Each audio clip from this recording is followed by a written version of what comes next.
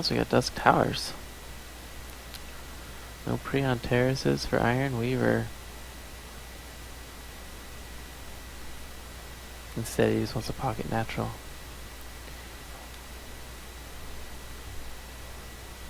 Okay, so let's introduce everybody. We got Dan at the bottom, and he is our Zerg player. And we have Anthony at the top, and he's our Terran. And this is Dusk Towers, which is a nice little pocket natural. It's actually a pretty great unit map, I think. So if Dan goes with the same strategy he did last time. Sorry, it's a pretty good choice. It's really late. Anyway, so here we go. Dan's doing the same opener, or sorry, Anthony is doing the same opener. I think Dan might be too. And there's another very early drone scout. Just this signature style. And that drone scout. And so it's a nice safety precaution. You do lose quite a lot of money from it, but it's, you know, nothing wrong with being safe.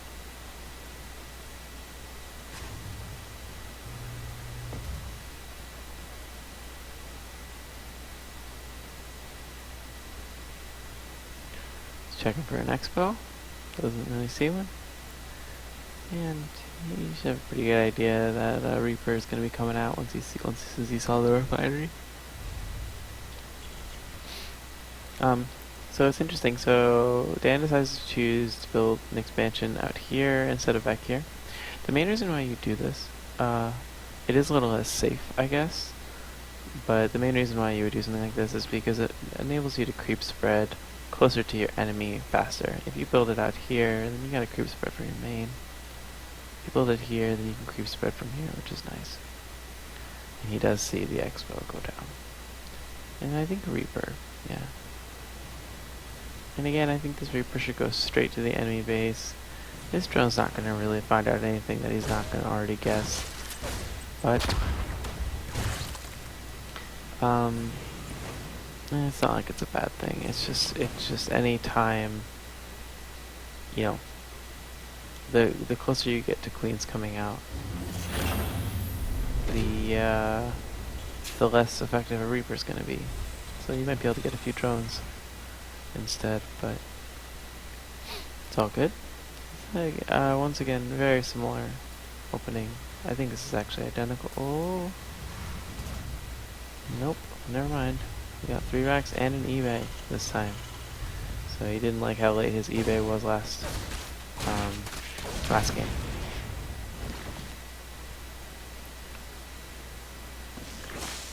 And since Dan pulled his gas, he could really just get a third already. Normally if you're going to pull your gas, it means you're not really going for a really fast tech. Probably wants to leverage the fact that he has a pocket expansion. But he could have thrown it down a little bit ago, and he's going to throw it down now. But yeah, he means like 700 minerals. It's like 400 minerals late. But it's okay. Maybe he was trying to see a threat of some kind, or maybe, you know, just his natural timing on it. So we have another factory with a tech lab. Let me turn on the production tab because I always forget. And he's getting +1 very early this game. We'll see if there's a timing attack or something that's gonna sync up with this. That'd be cool to see. Baneling Nest is being started. It's very safe. You don't necessarily know what your opponent's going to be doing. Baneling Nests are really good. Has a safety precaution against Terran. And he's on almost 3 gas now. Getting a good, this is very nice play from Dan. Being able to see all these buildings, I mean, look at the vision he's got right now. You know, he gets full idea of what's going on, and he even got to see the, you know, these 5 units. So he has a decent idea. Like, oh, okay, well, that's his production, and he might send something out to me soon. I need to be able to handle that if he does. This is a nice little force, and it's going to time really well with this +1. Not so much the stem. I feel like the stem is a little late. But I still like this idea. I like this build much more than Anthony's first one. And there is a flood of lings coming, so Dan is very on top of this. And I think this stem is just a little on the late side. If he had some of it earlier, it could have been a bit stronger. Dan does a very good job at handling this, and the ling that he sacrificed right here is, you know, what enabled him to do this. It wasn't that blind. He knew that there was some units potentially coming. This is a nice little sacrificial overlord to get, again, another scout. Very clean. I feel like Anthony could have waited just a little bit. Wait for the Widow Mine and a couple extra Marines. Terran's just one of those races where, like, if you have the right critical mass, then you can totally wipe out your enemy's army. It's like if they don't have, and just even if they're just a little under, the fight will go really hard in Terran's favor. It's just due to the efficiency of how their units work. And so I think if he had waited just a slight amount, maybe like a macro cycle, then this attack could have been a bit more powerful. But instead, we've got a Spire done, and Dan does a really good job holding this off, and I think pretty decent drone saturation across his bases. He is a little gas starved, especially because he wants to do mutas. And the missile turret's up. One interesting placement. But Anthony's definitely choosing to play a bit more aggressively this game, and that's really cool. I like to see that. I think it's a nice change. I think it's a nice reaction from what happened in game 1. Laying out some creep tumors, very nice. And the mutas are out. And if these mutas can't, they're not going to be able to send this. This is not good. Yeah, it was not a good trade. But here's a lot of Banes. This is going to require some nice micro, and this tank should be in siege mode if you're just going to chill him. There's a Widow Mine here too.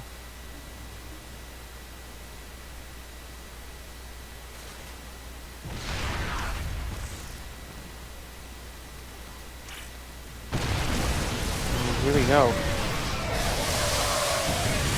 Not too bad, but you gotta stem and kite. Hold position micro is really good in a situation like that. And obviously doing the splits is very, very hard. And these medevacs are gonna have a hard time outrunning. That was funny. The mutas. That's what I was gonna say. But that was still a pretty funny way to do that. So he's repelled, but Dan lost his army too. Drone saturation wise, or SCVs, definitely gotta remember to keep making them.